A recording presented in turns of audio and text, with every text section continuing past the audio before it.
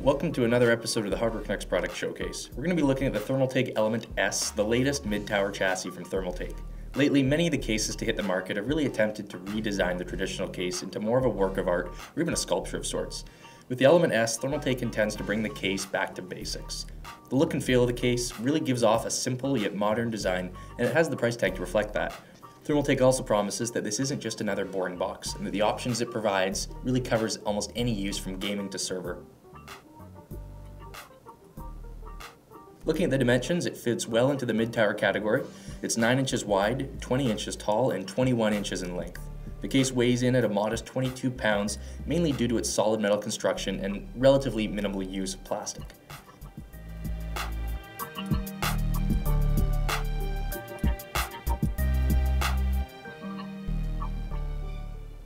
The front door is about the only piece on the Element that has any color. For the most part, the outside is a softer matte black, and the red trim on the front adds just that little bit of elegance. The door opens to reveal a covered and meshed panel, and at the bottom, a single 120mm fan with an optional slot for a secondary fan.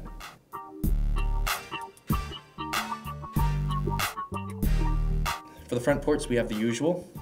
There's 2 USB, 1 eSATA, HD audio, and then power reset and activity LEDs. Also on the top panel, situated directly over the motherboard, is a large 230mm exhaust fan. It spins fairly slow at 800 RPM, so it's incredibly quiet. The side panels are nearly identical on both sides. No fancy windows, no crazy designs. There are 2 simple air intake slots. There's also another version of the case, and it adds a second 230mm fan on the outside panel, which is better suited for those who need serious airflow. Jumping to the back, we have a fairly typical layout. At the top, an exhaust point for the 230mm top fan, as well as another 120mm exhaust fan.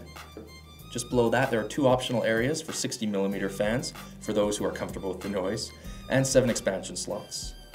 The case has a bottom-mounted power supply and 2 holes for water cooling tubes. Moving to the interior, a quick analysis of the edges of the side panels, and we see rubber strips have been added around the edges in order to reduce vibration and noise. A relatively simple addition that makes a big difference. Opening it up, there really isn't a speck of any color except black anywhere on the case. Our bottom-mounted power supply has its own little chamber with plenty of room to fit most longer power supplies and to keep wire clutter down to a minimum. The cables can also be run underneath the hard drive bay through a hollow opening. It's great for storing cables. There's also a bottom vent for airflow, and while it may be difficult to see, the chamber piece actually has rounded edges, as does the rest of the case, in order to keep wires and fingers safe. If necessary, the chamber piece can be easily removed. Looking at hard drive bays, for such a compact case, it's nice to see so much room. There's 7 3.5-inch bays in a toolless removable tray, and the airflow design allows for excellent hard drive cooling potential. An incredibly unique feature of the Element that you really don't see elsewhere is that Thermaltake had the foresight to include Ssd Drive Bays on the removable power supply chamber. Moving up to the drive bay area, you can see the compromise that was made in order to achieve so much hard drive space. There are only 3 5.25-inch bays.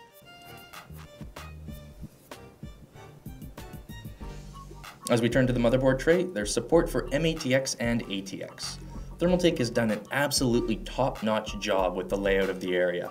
They have angled cable openings through the tray over the areas where connectors are most likely to attach to the motherboard and other accessories, as well as openings to the far right for side-facing SATA connections and other plugins. And to top it all off, they have included the coveted opening for Heatsink Backplates found on practically all heavy heatsinks. About the only thing the tray is missing is the fact that it's not removable, which for some very particular individuals is apparently a highly valued asset. And at the top, our 230mm fan, situated directly over the CPU area, a perfect position for drawing out the warm air.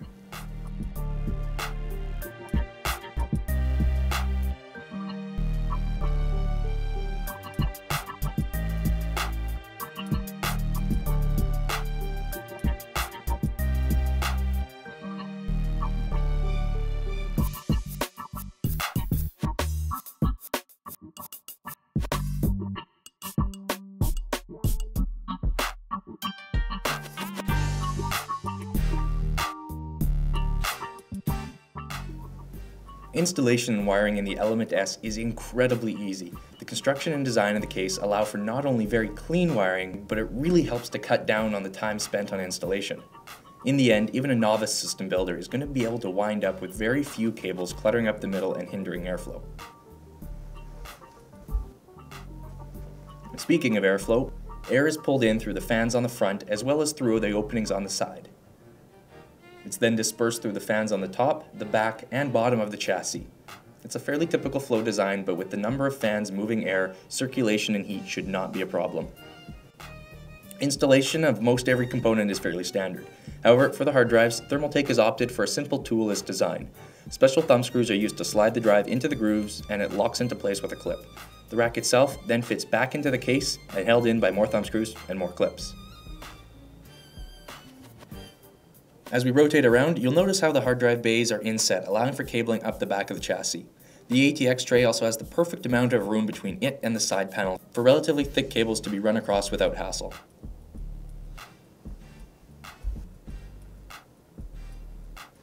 And so, that about wraps up the Element S product showcase.